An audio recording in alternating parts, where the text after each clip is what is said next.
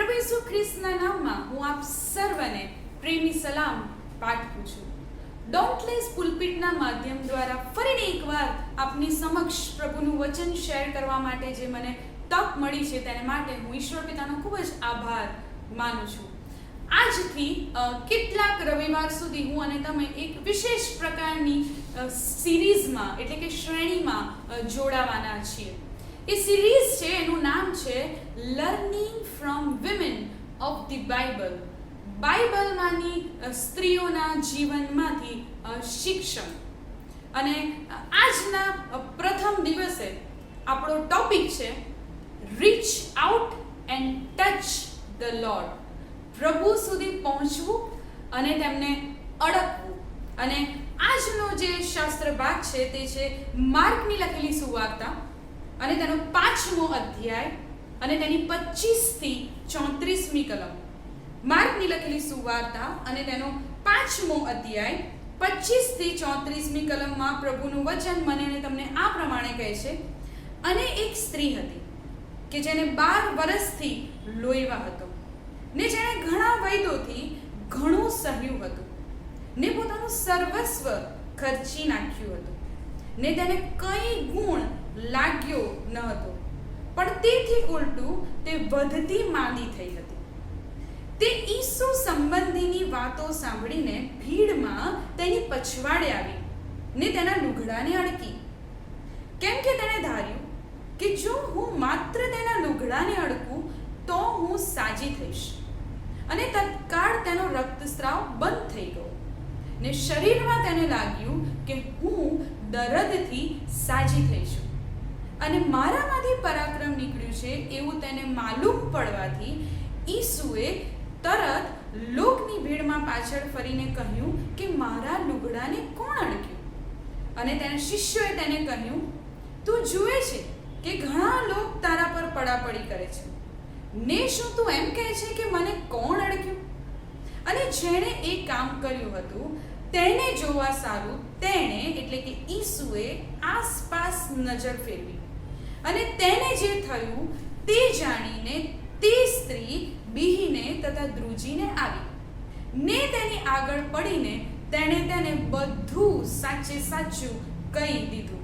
અને તેણે તેને કહ્યું કે દીકરી, તારા વિશ્વાસે તને બચાવી છે, શાંતિએ જા ને તારા દર્દથી સાજી થા.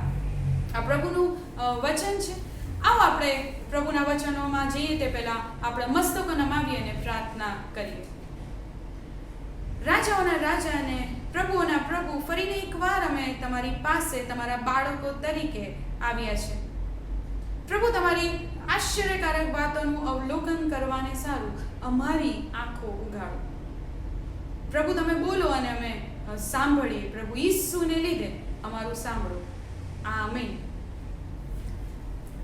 માથી, માર્ક અને લુક એ ત્રણેય સુવાર્તાના પુસ્તકોમાં એક એવી સ્ત્રીનો ઉલ્લેખ કરવામાં આવ્યો છે કે જે એના જીવનના ખૂબ જ અઘરા અને આકરા સમયમાંથી છેલ્લા 12 વર્ષથી પસાર થઈ રહી છે.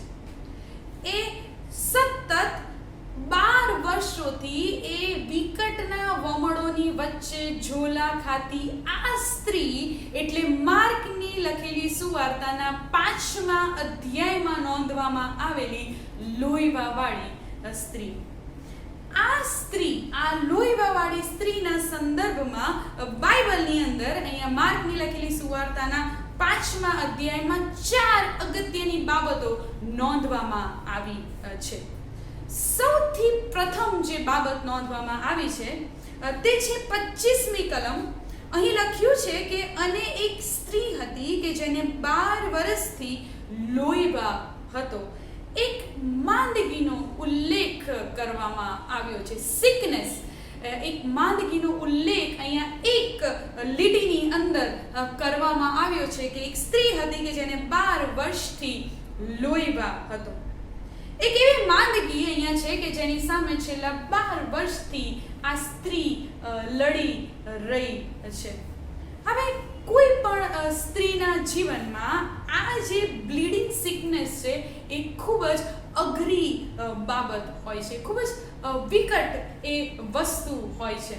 જો આપણે ફિઝિકલી વિચારીએ, શારીરિક રીતે વિચારીએ તો કન્ટિન્યુઅસ બ્લડ લોસ, જે સતત લોહી વહેતું હોય એના લીધે શરીરમાંથી એ લોહી ઓછું થવાની વાત આવે, હિમોગ્લોબિન ઓછું થવાની વાત આવે, ક્યાંક એનેમિયા જેવી પરિસ્થિતિ આવે. અને આવી એનેમિક કન્ડિશનની અંદર જો સૌથી વધારે તકલીફ પડે તો તે છે થાકી જવાય, શ્વાસ ચડી જાય, બહુ ઝડપથી કોઈ નાનું કામ કરીને પણ થાકી જઈએ. કોઈ પ્રકારના આવા બ્લીડિંગ કન્ડિશન, જે કન્ટિન્યુઅસ બ્લડ લોસ જ્યારે થતો હોય તો એની અંદર જાણે કે કોઈ પ્રકારના એવા ઇન્ફેક્શન કે કોઈ ચેપની પણ વાત આવે. હવે આ તો વાત થઈ એ કોઈક શારીરિક વેદનાની કે શારીરિક વ્યથાની. પણ જો આનાથી આપણે સેજ આગળ જોઈએ તો લેવીયના પુસ્તકમાં ઇસ્રાએલ પુત્રોને માટે કેટલાક નિયમો નોંધવામાં આવ્યા છે, કેટલાક નિયમો દર્શાવવામાં આવ્યા છે કે જેમનું તેમણે ચુસ્તપણે પાલન કરવું જ પડે. ઘણી બધી જગ્યાએ હું અને તમે લેવીયના પુસ્તકમાં વાંચીએ છીએ કે શુદ્ધ બાબત અને અશુદ્ધ બાબત, ક્લીન એન્ડ અનક્લીન થિંગ્સ. અને જો તમે લેવીયના પુસ્તક ખોલો તો તેનો 15મો અધ્યાય અને તેની 19 થી લઈને 30મી કલમ સુધી જો હું અને તમે વાંચીએ તો એમાં કોઈક રીતે કોઈક સ્ત્રીને એ જે બ્લીડિંગ કન્ડિશન છે તેના વિશે કોઈક પ્રકારના નિયમો કે કોઈક પ્રકારની કોઈક આઇસોલેશન ગાઈડલાઈન કે કોઈક પ્રકારની કોઈ ક્વોરન્ટાઇન ગાઈડલાઈનની વાત અહીંયા લખવામાં આવી છે કે સ્ત્રી કોઈને અડકી ન શકે, એના પતિથી એને દૂર રહેવું પડે, એ ફેમિલી ડિટેચમેન્ટની વાત આવે. એનાથી સહેજ આગળ એને જો એ દિવસો થોડા વધી જાય તો તેને સમાજથી દૂર રહેવાની વાત આવે, એટલે કે કોઈ પ્રકારે જાણે એ સોશિયલ ડિટેચમેન્ટની વાત આવે. એનાથી સહેજ આગળ એવું પણ છે કે જ્યારે પણ કોઈ સ્ત્રીને આ રક્તસ્રાવ થતો હોય, જ્યારે પણ કોઈ સ્ત્રી આ બ્લીડિંગ કન્ડિશનની અંદર હોય, બ્લીડિંગ સિકનેસની અંદર હોય, ત્યારે તેને સભા સ્થાનોમાં પ્રવેશ આપવામાં ન આવે, એટલે કે જાણે કોઈક પ્રકારે એ રિલિજિયસ ડિટેચમેન્ટની પણ વાત આવે. ફેમિલી ડિટેચમેન્ટની વાત છે, એની સાથે એ સોશિયલ ડિટેચમેન્ટની વાત છે, અને એની સાથે સાથે એ રિલિજિયસ ડિટેચમેન્ટની વાત છે. એક પર્ટિક્યુલર કોઈક એક સિકનેસથી, એક માંદગીથી આ સ્ત્રી 12 વર્ષથી લડી રહી છે. એનાથી સહેજ આગળ જે બીજી બાબત માર્કની લખેલી સુવાર્તાના 5મા અધ્યાયમાં નોંધવામાં આવી છે, 26મી કલમમાં એવું લખ્યું છે કે ને જેણે ઘણા વૈદોથી ઘણું સહ્યું હતું. સફરિંગની વાત લખવામાં આવી છે, સહન કરવાની વાત લખવામાં આવી છે. Suffering from doctors. આટલા બધા લાંબા વર્ષોથી કોઈક એક વિશેષ પ્રકારની માંદગીથી જ્યારે આ સ્ત્રી પીડાઈ રહી છે ત્યારે એને સારું નથી થઈ રહ્યું, એને સાજાપણું નથી મળી રહ્યું, એટલે કદાચ ને એણે ઘણા બધા વૈદ બદલ્યા હશે, બીજા ડૉક્ટરના ઓપિનિયનની વાત આવે. અને જ્યારે બીજા ડૉક્ટરની પાસે જવાની વાત આવે, બીજા વૈદ પાસે જવાની વાત આવે, ત્યારે હું અને તમે જાણીએ છીએ કે જો આગળની ટ્રીટમેન્ટથી મને અને તમને કોઈ પણ પ્રકારનું સાજાપણું ના મળ્યું હોય ત્યારે change of line of treatment, A line of treatment બદલવાની વાત આવે. પહેલા કોઈક અલગ દવા આપવામાં આવી છે, પછીના ડૉક્ટર કોઈક બીજી દવા આપે છે, એના પછી કોઈક ત્રીજી દવા શરીરની અંદર ઇન્ટ્રોડ્યુસ થાય છે, અસર તો નથી કરી રહી અને કોઈક રીતે જાણે કે એ બધી સાઈડ ઇફેક્ટ પણ કરી રહી છે. ને એ સફરિંગની વાત, વૈદો દ્વારા સહન કરવાની વાત બાઇબલમાં નોંધવામાં આવી છે. સફરિંગથી જો થોડું આગળ જોઈએ તો જે ત્રીજી બાબત નોંધવામાં આવી છે 26મી કલમની અંદર, એમાં લખ્યું છે કે ને પોતાનું સર્વસ્વ ખર્ચી નાખ્યું હતું. Spending everything, she spend everything what she had. Luke જે પોતે વૈદ હતો તે પોતાની લખેલી સુવાર્તામાં લુક 8 અને 43માં તે પોતે એવું લખે છે કે તેણે પોતાની બધી પૂંજી ખર્ચી નાખી હતી. એક પછી એક ડોક્ટરની ફીસ ચૂકવવામાં આ સ્ત્રીએ બધું જ ખર્ચી નાખ્યું છે. સ્પેન્ડિંગ એવરીથિંગ એની વાત અહીંયા લખવામાં આવી છે. કોઈક એક રોગની પાછળ કદાચ ને આપણા સંબંધની વાત હોય કે પછી આપણા કુટુંબમાં કોઈકના સંબંધની વાત હોય ને એ રોગમાંથી સાજાપણું મેળવવાને માટે બધી જ પૂંજી ખર્ચી નાખવાની જ્યારે વાત આવે ને ત્યારે એ ખૂબ જ અઘરી બાબત બની જાય, ખૂબ જ કરુણ બાબત બની જતી હોય છે. ને કદાચ ને મારું એવું માનવું છે કે ઘણા બધાએ આ ફેઝનો અનુભવ પણ કર્યો હશે. સ્પેન્ડિંગ એવરીથિંગ, બધું જ ખર્ચી નાખવું. નંબર 1 સિકનેસ, કોઈ ચોક્કસ પ્રકારની માંદગીની વાત છે. નંબર 2 સફરિંગની વાત છે, સહન કરવાની વાત છે. અને એનાથી આગળ number 3 spending everything. She spend everything what she had. એની પાસે જે હતું તે બધું જ આ સ્ત્રીએ ખર્ચી નાખ્યું છે. અને એનાથી આગળ જે ચોથી બાબત તેના વિશે નોંધવામાં આવી છે તે 26મી કલમમાં જ આગળ લખ્યું છે કે તેને કંઈ ગુણ લાગ્યો નહોતો, પણ તેથી ઉલટું તે વધતી માંદી થઈ હતી. એ સિવિયરિટી જે હતી ડિસીઝની which increased, એ સિવિયરિટી વધી ગઈ હતી, એની તીવ્રતા વધી ગઈ હતી. જે પહેલા હતી એના કરતાં હવે વધારે ને વધારે તે માંદી થતી હતી. ને આ 4 બાબતોથી ઘેરાયેલી આ સ્ત્રી ઈસુ વિશે સાંભળે છે.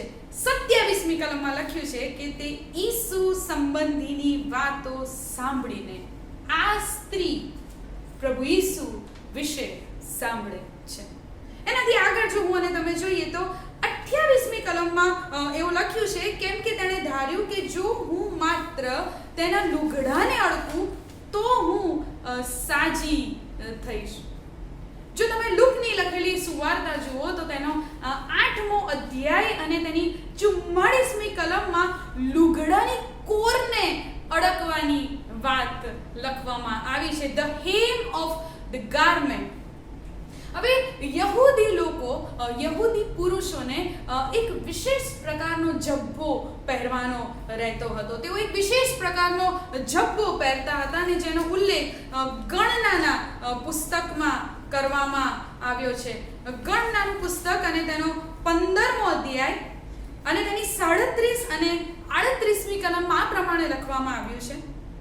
ગણનાનું પુસ્તક અને તેનો 15મો અધ્યાય અને તેની 37 અને 38મી કલમમાં આ પ્રમાણે લખવામાં આવ્યું છે કે અને યહોવાએ મૂસાને કહ્યું, ઇસ્રાએલ પુત્રોને એ પ્રમાણે ફરમાવ કે તેઓ વંશ પરંપરાગત પોતાના વસ્ત્રોની કોરોને કિનારી લગાડે ને દરેક કોરની કિનારી પર નીલરંગી ફીત લગાડે. આ જે જબ્ભાની કોરને જે અડવાની વાત આ સ્ત્રીએ કરી છે, તે જે આઉટર બોર્ડર, સૌથી બહારની કિનારીને ટચ કરવાનું આ સ્ત્રી વિચાર કરે છે. લુગડાની બહારની કિનારીને અડકીને સાજા થવાનો વિચાર આ સ્ત્રી કરી રહી છે. હવે પ્રભુને અડકવા માટે કે તેમના લુગડાની કોરને અડકવાને માટે પ્રભુ સુધી પહોંચવું પડે. અને ચોક્કસપણે આ સ્ત્રીના માટે પ્રભુ ઈસુ સુધી પહોંચવું એ સહેલું નહોતું. To reach out and to touch the Lord was indeed not that much easy for this woman. આ સ્ત્રીને માટે પ્રભુને અડકવાને માટે તેમના સુધી પહોંચવું એ શ્યોરલી એ બહુ અઘરું હતું. કેમ અઘરું હતું? નંબર 1, પહેલું કારણ, 12 વર્ષથી આ સ્ત્રી એ કોઈક આઇસોલેશન ગાઈડલાઇનમાં, એ નિયમશાસ્ત્ર મુજબની કોઈક વ્યવસ્થામાં બંધાયેલી છે. કોઈક જગ્યાએ એ અલગ રહેલી છે ને. અને એવા સંદર્ભની અંદર આ આઇસોલેશન ગાઈડલાઇનમાંથી બહાર નીકળીને પ્રભુ સુધી પહોંચવાની વાત આવે. એનાથી સહેજ આગળ બીજું કારણ કે જેના માટે પ્રભુ સુધી પહોંચવું અઘરું હતું તે એ હતું કે 12 વર્ષથી બધાના સ્પર્શથી તે દૂર છે. કોઈ આ સ્ત્રીને અડકી ના શકે.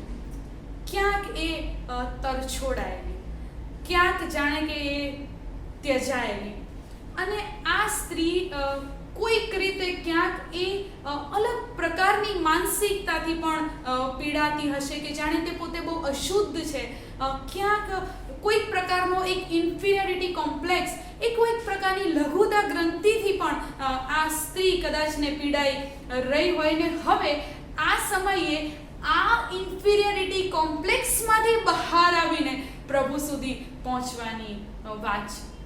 અને એનાથી સહેજ આગળ ત્રીજી બાબત કે જેના લીધે આ સ્ત્રીનું પ્રભુ સુધી પહોંચવું અઘરું હતું તે એ છે કે જો હું અને તમે એ આખા અધ્યાયનો અભ્યાસ કરીએ, માર્કની લખેલી સુવાર્તા અને તેનો 5મો અધ્યાય ને જો 25મી કલમની આગળની જે કલમો છે તેનો જો તમે અભ્યાસ કરીએ તો 21 થી 24મી કલમમાં પ્રભુ ઈસુ યાઈરની દીકરીને સાજા કરવા જઈ રહ્યા છે એવો કોઈ કોન્ટેક્સ્ટ મને અને તમને માલુમ પડે છે.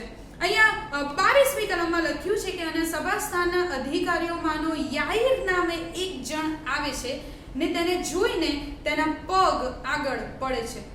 આગળ 23મી કલમમાં લખ્યું છે કે અને તેણે તેને ઘણી વિનંતી કરીને કહ્યું કે મારી નાની દીકરી મરણ તોલ માંદી છે, માટે આવીને તેને હાથ લગાડ, એ સારું કે તે સાજી થઈને જીવે. 24મી કલમમાં લખ્યું છે કે અને તે તેની સાથે ગયો અને અતિ ઘણા લોકો તેની પાછળ ચાલ્યા ને તેના પર પડાપડી થઈ. ખૂબ જ મોટી ભીડની અહીંયા વાત છે. પ્રભુ ઈસુ ખ્રિસ્ત છે, પ્રભુ ઈસુ ખ્રિસ્તની સાથે તેના શિષ્યો છે. યાઈર નામે સભાસ્થાનનો એ અધિકારી છે. હવે એ પોતે સભાસ્થાનનો અધિકારી છે એટલે 100% એના કેટલાક માણસો પણ એની સાથે હોવાના છે. કદાચ એવું પણ બની શકે કે સભાસ્થાનના બીજા અધિકારીઓ પણ તેની સાથે હોઈ શકે છે. હવે આ સ્ત્રી નિયમશાસ્ત્ર પ્રમાણે અશુદ્ધ છે અને નિયમશાસ્ત્ર પ્રમાણે આ સ્ત્રી આવી કોઈ પ્રકારની ભીડમાં આવી ન શકે.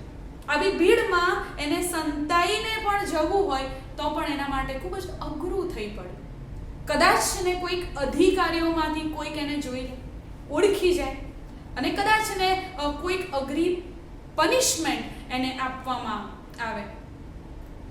કોઈક પ્રકારના એ ફિયરની વાત હોય, એ ડરની વાત હોય, પણ હવે આવે છે આ ડરના વર્તુળમાંથી બહાર આવીને પ્રભુ ઈસુ ખ્રિસ્ત સુધી પહોંચવાની વાત. આઇસોલેશન ગાઈડલાઇનમાંથી બહાર આવીને ઈસુ સુધી પહોંચવાની વાત.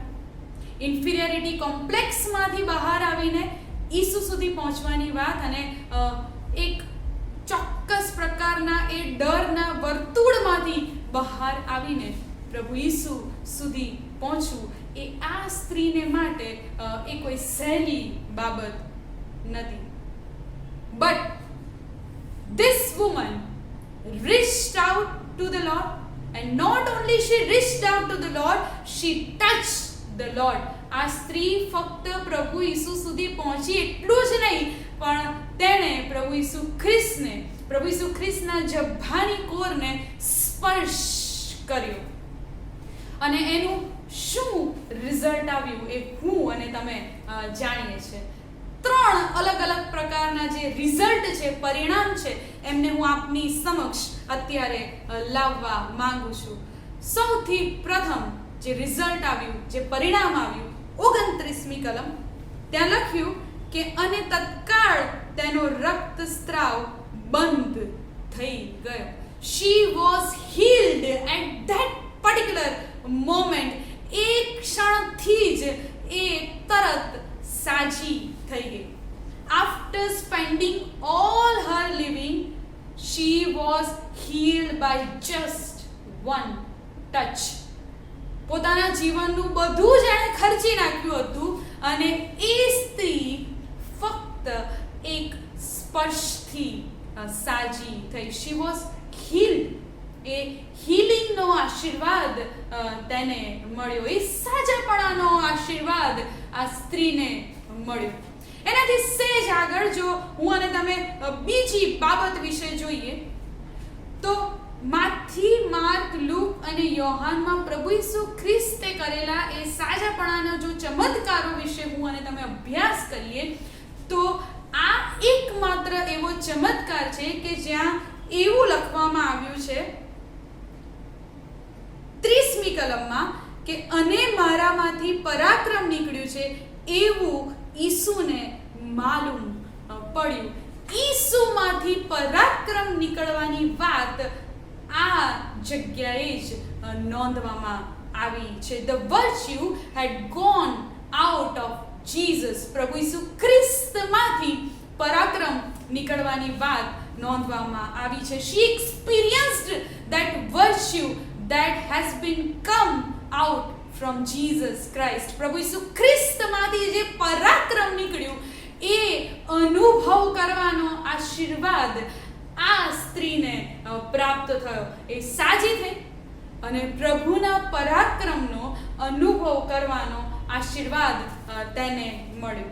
અને એનાથી સહેજ આગળ ત્રીજી બાબત જો હું અને તમે જોઈએ તો ત્યાં લખ્યું છે કે જ્યારે પ્રભુ ઈસુ ખ્રિસ્તે કહ્યું કે મને કોણ અડક્યું અને એમણે આસપાસ નજર ફેરવી 32મી કલમમાં, તો 33મી કલમમાં એવું લખ્યું છે કે અને તેને જે થયું તે જાણીને તે સ્ત્રી બિહીને તથા ધ્રુજીને આવી ને તેની આગળ પડીને તેણે તેને સાચે સાચું કહી દીધું.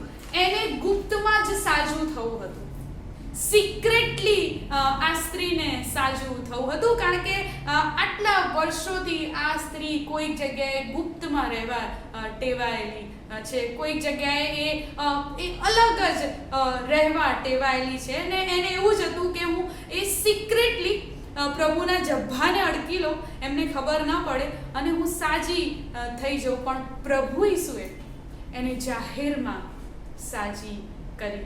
એને જે પ્રભુ ઈસુ ખ્રિસ્તે જાહેરમાં સાજી કરી. ક્યાંક જાણે એ ભીડમાં જવાનું ભૂલી ગઈ હતી. એ ફેમિલી, સોશિયલ અને રિલિજિયસ ડિટેચમેન્ટના અનુભવમાંથી આ સ્ત્રી છેલ્લા 12 વર્ષથી પસાર થઈ રહી હતી. પણ આ સ્ત્રીને પબ્લિકલી જાહેરમાં રીઅટેચમેન્ટનો આશીર્વાદ આપ્યો, એ પુનઃ જોડાણનો આશીર્વાદ આપ્યો, એ ફેમિલી સાથેના પુનઃ જોડાણનો આશીર્વાદ આપ્યો, એના મિત્રો સાથેના પુનઃ જોડાણનો આશીર્વાદ આપ્યો, એ પ્રભુ સાથેના પુનઃ જોડાણનો પણ તેને આશીર્વાદ આપ્યો. નંબર 1 તેને સાજાપણું મળ્યું. નંબર 2 પ્રભુ ઈસુ ખ્રિસ્તમાંથી નીકળતા પરાક્રમનો તેને અનુભવ કર્યો. અને નંબર 3 એ રીઅટેચમેન્ટ એટલે કે પુનઃ જોડાણનો આ સ્ત્રીએ અનુભવ કર્યો. પ્રભુ ઈસુ ખ્રિસ્તની પાસે પહોંચવાથી અને પ્રભુ ઈસુ ખ્રિસ્તને અડવાથી આ સ્ત્રીએ આ 3 આશીર્વાદો મેળવ્યા. વાલાઓ, શું એવી કોઈ બાબત છે કે જેના લીધે લાંબા સમયથી હતાશ છીએ, નિરાશ છીએ? કોઈક એક ખાસ પ્રકારનું વર્તુળ, કોઈ ખાસ પ્રકારની એવી પરિસ્થિતિ કે જેમાંથી બહાર નીકળવું ક્યાંક અઘરું લાગે,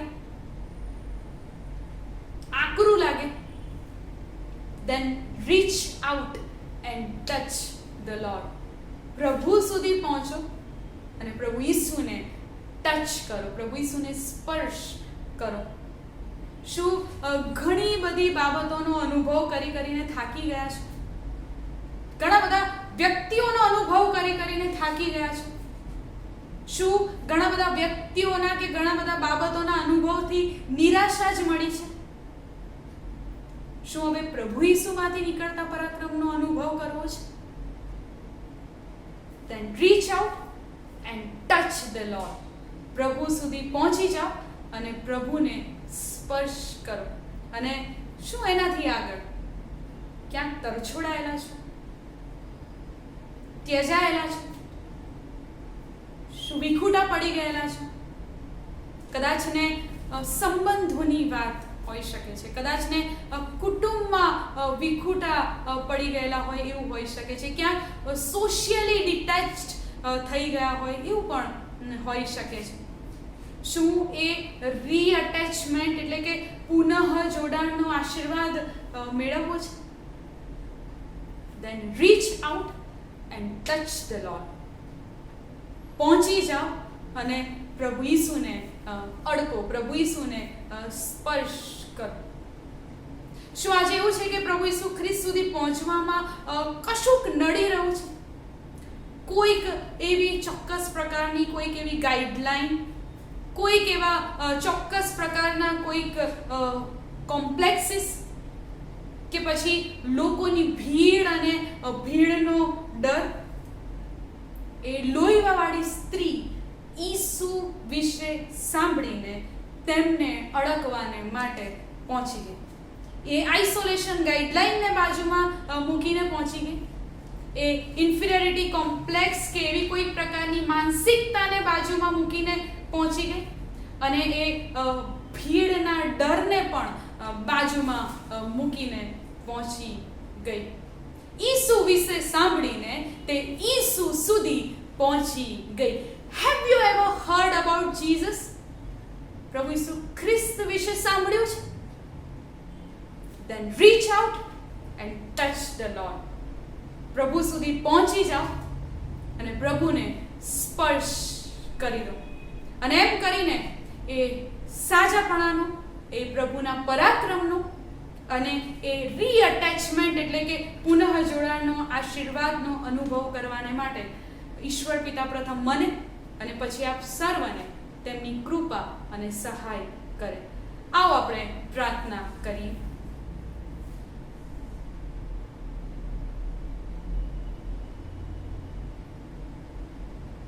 પ્રભુ ઈસુ, અમે ફરીને એકવાર અત્યારે તમારી પાસે આવ્યા છીએ. હા પ્રભુ, એક ચોક્કસ પ્રકારની પરિસ્થિતિમાંથી કદાચને અમે અત્યારે પસાર થઈ રહ્યા છે કે જેમાંથી નીકળવું ઘણું અઘરું છે. But we have heard about you. અમે તમારા વિશે સાંભળ્યું છે. And we want to reach out and touch you lord. અમને તમારા સુધી પહોંચવું છે અને તમને સ્પર્શ કરવો છે. કદાચ ઘણી બધી બાબતો પ્રભુ અમને એમાં વિક્ષેપ પાડી રહી છે. કોઈક પ્રકારની ગાઈડલાઈન છે, કોઈક પ્રકારના એવા કોમ્પ્લેક્સિસ છે, અથવા તો કોઈક પ્રકારનો એવો ડર છે. પણ એ બધાને સાઈડમાં મૂકીને પ્રભુ એ લોહીવાળી સ્ત્રીની જેમ તમારા સુધી પહોંચવું છે અને એમ કરીને તમારામાંથી મળતા એ સાજાપણા, તમારામાંથી નીકળતા એ પરાક્રમનો અનુભવ કરવો છે અને તમારી સાથે પુનઃ જોડાણ થવાનો, રીઅટેચમેન્ટનો પણ અનુભવ અમારે કરવો છે. અને એને માટે પ્રભુ ઈસુ આમ સર્વને તમે તમારી કૃપા આપો. પ્રભુ ઈસુને લીધે અમારો સાંભળો અને અમારો સ્વીકાર કરો. આમેન.